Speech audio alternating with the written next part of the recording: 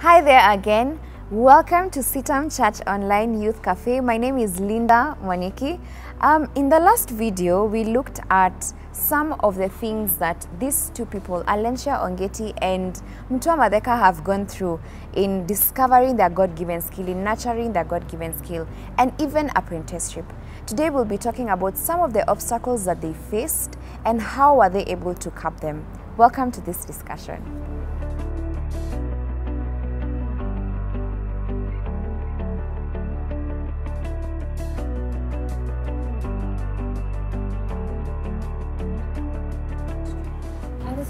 Something this morning actually, and they're just like in terms of when it comes to your giftings and your skills, because how I look at it is like your gift, you have your gift and then you have like skills that are like sort of an integral part of you, of the gift. And so within the gift you have the different skills that you have to keep working on every time. And I was just reading something which I found very challenging and just online, and they were like, with your gift, if you ever find yourself like sort of in a status quo where you're just comfortable and you're in your comfort zone and you're operating and you're like, yeah, I've got this and everything, actually you need to step out. Because you have to be growing, you have to be stretch your capacity, you have to be growing. And so if you're just in sort of a status quo and you're in your comfort zone, then that's the time to kind of say, okay, which of my skills in my gifting do I need to kind of step out and grow further. That's true, because I always feel, and it's true because most people, because I speak to people who are starting out almost every day, there's someone who will be DMing me and saying, I think I have a passion for this, but how do I start? Because it feels like it's very complicated when really it's not. It's just one step, and you'll be amazed at how much you can learn from doing than from reading. In the doing, so much is learned, like so much. And I say this specifically because I know a lot of us, especially if you're church-based or something like that, you probably are used to coming and sitting on Sunday and listening to a pastor tell you things and then going home.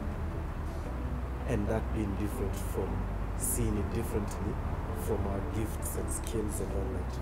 And also sometimes there's the assumption that, hey, if this gift, it's God who gave me, then he will maintain it. But you know, I cannot give you, like if I come and I gift you a Mercedes, I can't be the one who now comes back to ask you, hey, have you serviced this car? Okay, have you fueled it? You know, you need proper fuel. Don't put the, and then come back and be like, this car, I've seen, you're not taking care of it. That's your job. Mine was, once I give you the gift, that's it. It's you who must now take it further and further. If you decide that car will now become a way for you to earn money, that's your decision. So the thing is, we have to know that just because the gift is there doesn't make anything automatic. Everything else still has to be worked on. That's why people with the gift of sports train, because the gift does not make them fit. The gift just makes it easier for them to learn something over others. And that's why I said, for me, I know that I have a gift in art, but just because I can possibly pick up a pencil and draw you doesn't mean I'm automatically good at it. I have to practice drawing faces. If I want to get good at it, I have to give myself a deadline. Every day I'm going to draw one face. Every day, and within drawing a face, then I can see, okay, I have a weakness for my eyes. My eyes, the way I draw them doesn't look realistic. Then I'll focus on the eyes. And that's where, as she said, I think growth comes in, because growth focuses on the thing that you're weakest at and not the one that you're strongest at. One of the things that I think lessons can be picked from any place. And there's a period where, as I was watching bodybuilder documentaries, and one thing that I watched from Arnold Schwarzenegger that he used to like back in the days when he was bodybuilding, he used to say how for him, every day he goes to train, because he's a bodybuilder, he's looking at himself in the mirror, he's doing the whatevers and seeing, okay, I'm not balanced on this side. This bicep is a little smaller than this one. So he'll go and work on this bicep, not the one that's stronger. You know what I mean? He goes, he knows, okay, for this bicep to come to this, then I need to focus 5 or 10 extra minutes of building this one. And that's what he does. Most likely it could be because this arm is weaker and it gets tired quickly. So he has to build up and prop up the weak one. And that's what he works on. If he has a weakness with the calves, then he works on that. And most of the time is that we are afraid to work on our weak points because they make us feel insecure, which is true. Every time we want to do the thing that we are not good at. Like we go there and we start feeling like it's chapping us, it's pounding us, it's showing us how we are worthless. But that's exactly why. That's the thing that we need to conquer. The one we're good at. That one, give it time. It will feel good to keep doing that and be like, you just take one picture and it's perfect. But the one place that there's the weakness is the one place that I need to work on more. So I don't know what the point was, but that's a good point. Interesting. Very, very interesting. I'll pick up from that point somewhere. okay. You talked about weaknesses. For some people, they see them as obstacles.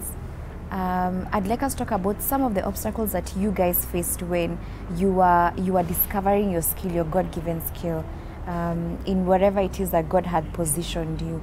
What are some of the things that you saw and probably created fear? Allencia, you talked about just go out there and do it. Like if you have an assignment to do, you purposed yourself that you're going to do it, just go ahead and do it. What are some of the obstacles you faced when you are discovering your skill? I actually wrote some things down. Okay. Not really. But we had discussed with you already, Mutua. Yeah. Okay. And I think, like, personally sharing my own story, one of my main obstacles was fear. Like, just kind of like fear of like being accepted.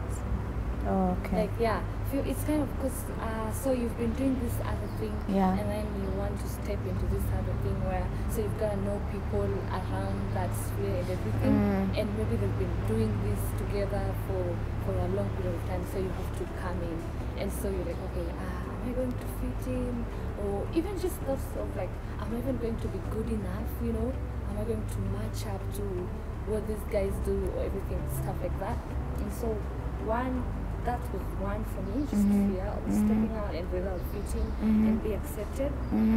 And my other major obstacle was waiting, like just kind of, because you have like a waiting season where so you have to go to school. So for me, like I went to Bible school after that, and while in Bible school, like it was quite a very new thing for me. New people, new culture, new everything. And I just kind of like had to be in a season where nobody knows me, nobody even sees my gifting and anything. I just have to sit at the back and just learn. And so that can be quite daunting. But I would actually say that's a very good season. And while you're in that season of unseen, you get to work on your skill, you know, without any pressure or anything. You just work on your skill. And another one is just loneliness. Like loneliness, you know, as a result of just like lack of proper support from family and even from friends, because like you just don't show up and you tell your family and friends, I feel like I want to pursue this other thing from this one. Why? Like, are you confused? So there's at times you just don't get support from people you thought that would support you, and so it can be quite lonely. Did you sometimes feel like you were making the wrong decision? For some reason, like those thoughts would come, but I was quite confident in this as well. Like I was just at a place where I was very confident and I was fully convicted that this is what I need to pursue, no matter how difficult it's going to be. But I had thoughts come like, maybe not, or maybe just postpone it a bit, you know, not now. Interesting, very interesting. Todd?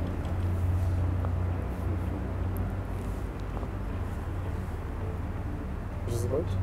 Obstacles. Okay. Yeah. Obstacles. I'm not going to talk about the obvious ones, like money or finances and stuff like that, because I think there's always no money.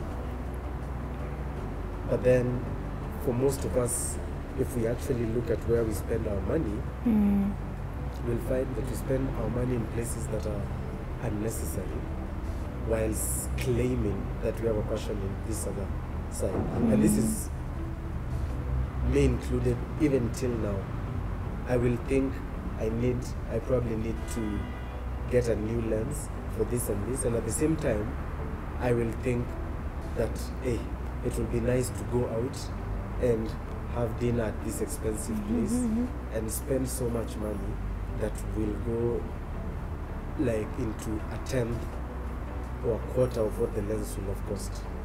So why I was saying like I don't want to just focus on money is because there will always be a reason to spend money. With our spending, like we spend money in so many different places, but I think when you're focused on whatever it is that you want to achieve, then your money or your resources kind of follow through that. It's very hard, especially with skills, it's very hard to learn the skill without the tool that the skill requires. And with my specific case of photography, it's even harder because then who will you borrow a camera from? The people that you want to borrow from that already have a camera are probably using it because that's their skill, and if someone practically is working also on their skill and they have this camera and they're shooting daily, how are you going to borrow them their camera? They have to stop progressing so that you can progress. So priorities, I think, is what will come to. And then with priorities also like laying down ego. Because now with the internet, I see people who are starting out, and as they start out, they're thinking that they need this superb gear. And I'm like, that is not necessary, because you can have cameras that are as cheap as $100, but they will be used, they will be chipped. You can always ask from people as they upgrade, what can I use your other, like get an old thing as long as it works. Because what you're trying to do is get your foot in the door. You're trying to get to a place where you're actually practicing and learning. So it's not the new one, it's not the shiny one, it's not the latest one that you need. What you actually need is the basic starter tool. So if we just let go of ego and get whatever it is that comes our way, we will find that we are progressing, rather than holding out to like now target or the camera that Mutua Matheka has or the camera that this guy has, while you're just in your first like few months of photography. So like ego gets in the way of things when it is not at that point even necessary.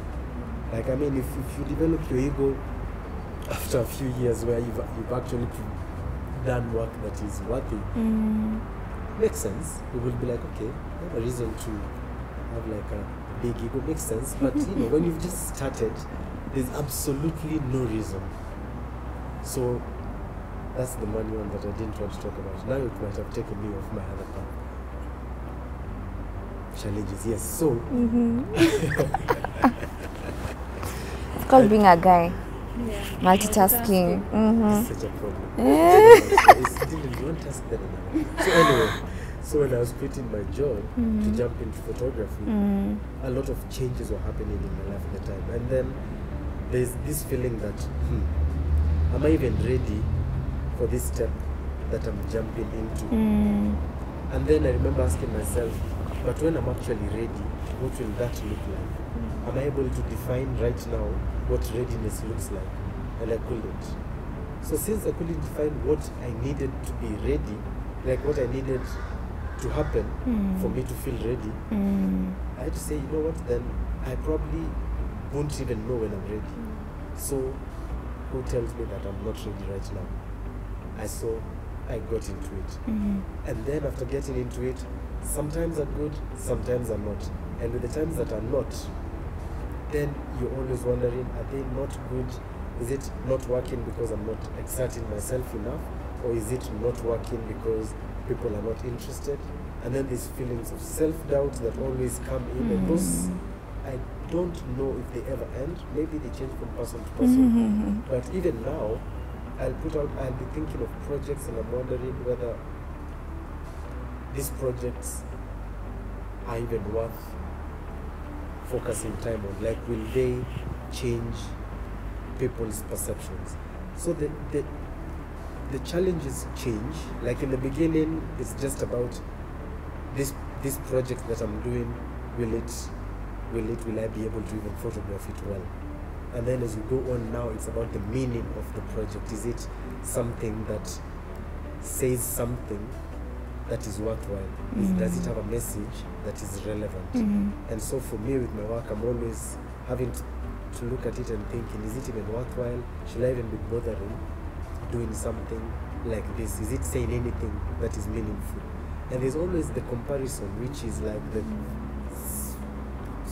joy stealer, because you look at what other people are doing, or what to you it seems like they're doing, and it seems that is what is success, as opposed to yours.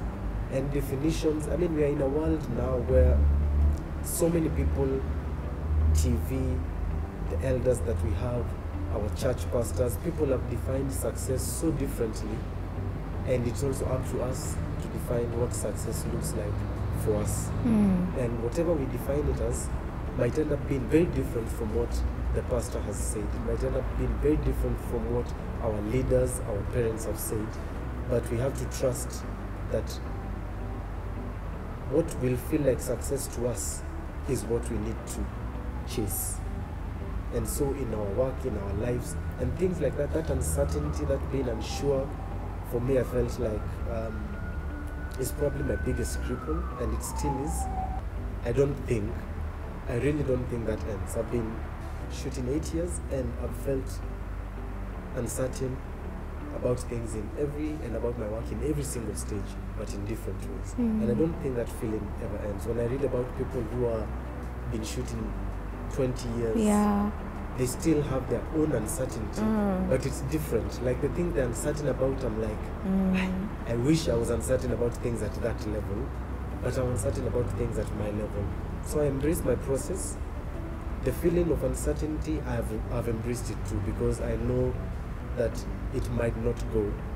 But the thing is to grab it, wrestle with it, win over it, and then keep progressing. And when it comes again, repeat that process. When it comes again, repeat that process. Because the challenges, I think, will always be there.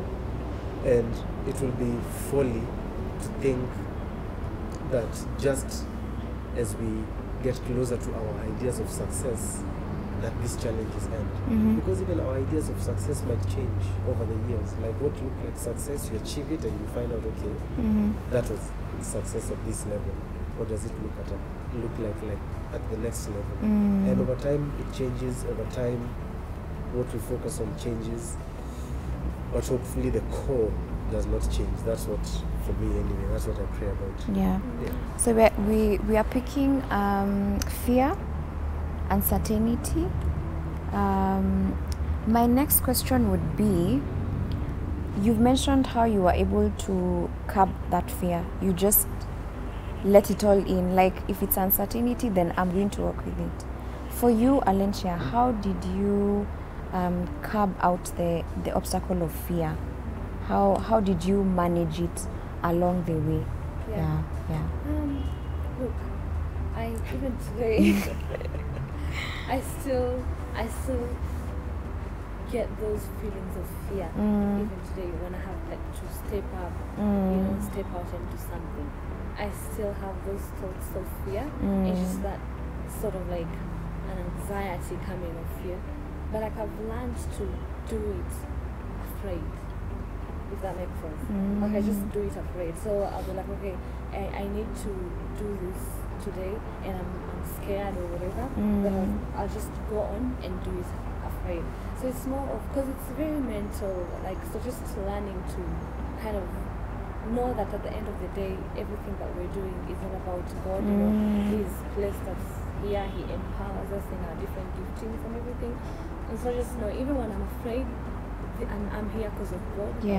it's the giver of the gift at the end of the day who gets all the glory, and that's why we do what we do. So just step up and just do things afraid. So I get afraid even today, and I do everything afraid and with a big smile. And like nothing ever happened. Yeah, like nothing ever happened. And you know, because at the end of the day, like God is so faithful, and He empowers us, and He strengthens us, and He calls us and everything. So I will step out afraid. Then you forget the next minute. You just forget that you're afraid, and you go ahead and do what you need to do. Yeah, I like that. And you end up being afraid of different things. Yeah. So like you think this is what you're most afraid of, then you do it. And then They're like, okay, not as bad. Yeah. Not as bad. Then something else will come that will make that thing look like it's. That's so true. I know that people will be thinking that, but you guys should know by now, God has not given us a spirit of fear. That does not help at that time. Sometimes you're there and thinking, I know He hasn't given us a spirit of fear, but I feel fearful. Yeah. And this verse at this moment is not helping me. But it is true what you say. Doing things while fearful, that's good. And it's like, I really like what you just said. It's like you graduate from this fear to a bigger fear. So you conquer this step, and then you're like, I can do it. So I'm not scared of that thing that I was afraid or fearful of at that point. And then you move higher, and then there's something else that also brings the fear. And so it's just part of life. But like you're saying, just to learn to just be confident and keep moving and just trusting God every day. Keep moving and trusting God. The remedy is just keep moving and trust God. Yeah, as simple as that. I like that. Thank you so much, guys, for watching this episode of CITAM Church Online.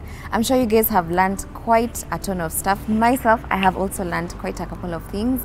Next time, we'll be talking to parents and even students. You're there and you have done a particular degree, or you're actually doing it at the moment, but you just feel like this is not for me. And also for parents, how do you deal with children or people who you are taking through and they're going through this situation? Thank you once again for watching this video. Please do engage with us on our social media platforms: Facebook, Twitter, Instagram, and YouTube. We are looking forward to hearing from you guys. The CCO team, CITAM Church Online, is out there to listen to you guys and even to engage with you. Thank you once again, and God bless you.